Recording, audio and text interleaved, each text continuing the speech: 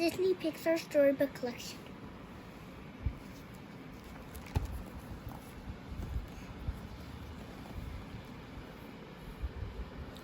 Deep in the French countryside, a colony of rats was searching for food. It was one special rat's job to make sure the food they found was safe to eat. His name was Remy. He had highly developed sense of taste and smell, but Remy had bigger dreams. He loved to cook and wanted to be a great chef. His idol was a human chef named Gusteau. The rats lived in the attic of an old woman named Mabel.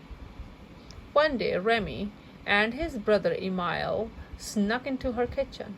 Their father always said humans were dangerous, but Remy didn't care. Remy heard Gusteau on the TV. He raced over to watch. Sadly, he learned that Gusteau had died. As Remy stared at the TV, the old woman woke up. Remy and Emile scrambled to escape. Emile tried to hide on the chandelier, but Mabel poked at him with her umbrella. Suddenly, the ceiling cracked open. The entire rat colony fell to the floor.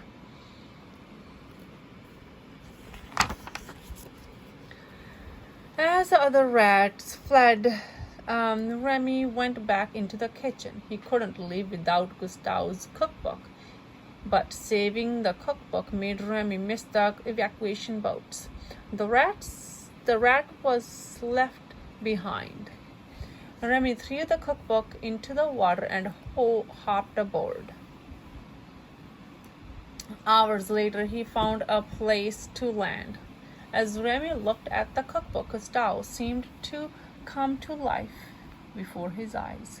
Go up and look around, the chef said. If you focus on what you have left behind, you will never be able to see what lies ahead. Remy scrambled up to a rooftop. He could hardly believe it.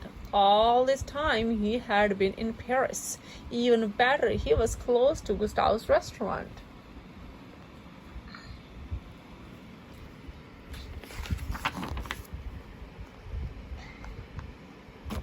Remy hurried over to the restaurant and peered through the window. Just then a young man named Linguini walked into the kitchen.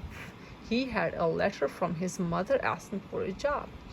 He handed it to Skinner, the mean chef in charge of the kitchen. "We have already hired him," said another chef. Skinner was angry, but he had no choice. Linguini was the kitchen's new garbage boy. As Remy continued to watch through the window, Linguini accidentally spilled a pot of soup. The boy secretly began adding ingredients to try to fix his mistake. He was ruining the soup. Taking a deep breath, Remy jumped through the window. This was his big chance.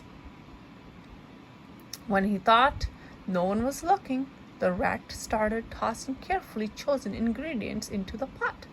Suddenly, he saw a huge face staring at him. It was Linguini. Skinner was right behind him. Linguini quickly hid Remy under a colander.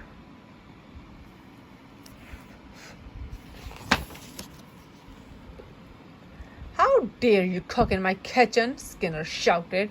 The chef was so busy yelling at Linguini that he didn't see a waiter serve the soup. It was eaten by a food critic, who loved it. Skinner had no choice but to hire the boy. Angry, he assigned Chef Colette to supervise Linguini in the kitchen.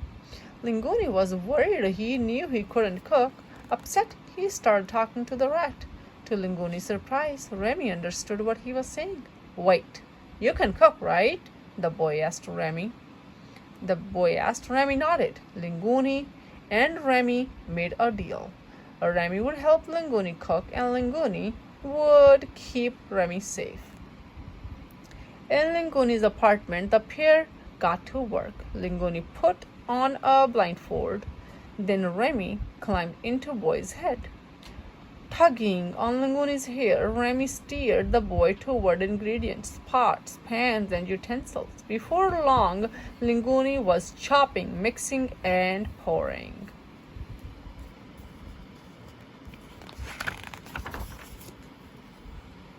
The next day, as Linguini worked with Chef Colette, Skinner finally read the letter from Linguini's mother. It said that Auguste Gusteau was Linguini's father. That meant the restaurant actually belonged to Linguini. Skinner knew he had to do something to make sure Linguini never found out. But Skinner's secret did not stay a secret for long. One night, Remy found the paper saying that Linguini was the rightful owner of the restaurant. Suddenly, Skinner appeared. Remy grabbed the letter and ran. When Skinner could not catch the rat, he returned to Gusteau's. Linguini was in Skinner's office with Colette. Remy had given them the papers. Skinner was fired on the spot.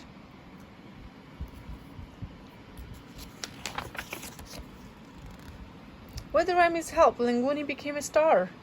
Over the next few weeks, the restaurant grew more and more popular, but then Linguini stopped paying attention to cooking. He was enjoying the attention a bit too much. Then, in the middle of the press conference, the famous food critic Anton Ego arrived. "I will return tomorrow with high expectations," he warned Linguini. After Ego's announcement, Linguini and Remy returned to the kitchen. Remy was furious and yanked Linguini's hair. Linguini took Remy out of the back alley. "I'm not your puppet," he shouted. Skinner was lurking nearby and saw the whole argument. Now he knew how to get back at Linguini for stealing the restaurant.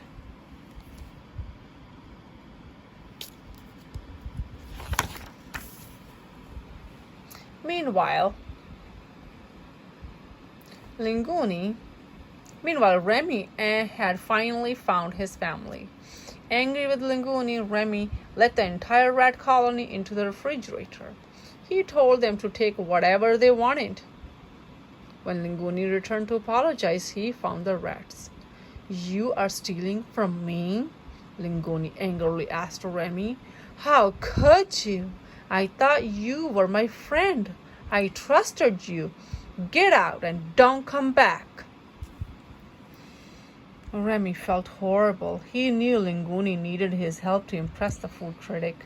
The next night, Remy walked back to the kitchen to apologize. Seeing the rat, the chefs grew very upset. "Don't touch him," shouted Linguini. "The truth is I have no talent at all. This rat, he's the cook."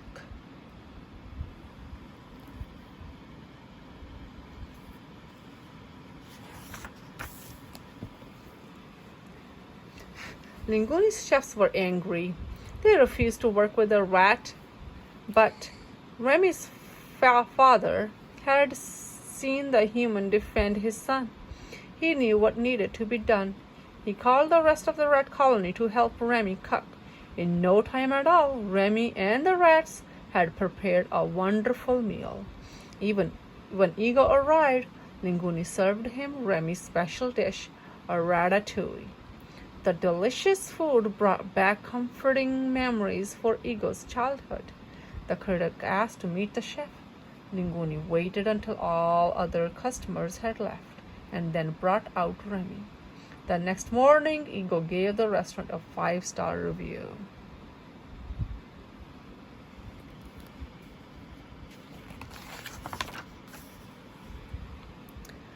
When the health inspector learned that the rats were doing the cooking, he closed down Gusteau's. But not all was lost for Remy and his friends. Ego retired and invested in a small bistro named La Ratatouille. The bistro was well loved by its customers, both big and small. As for Remy, he had become a real chef at last. The end.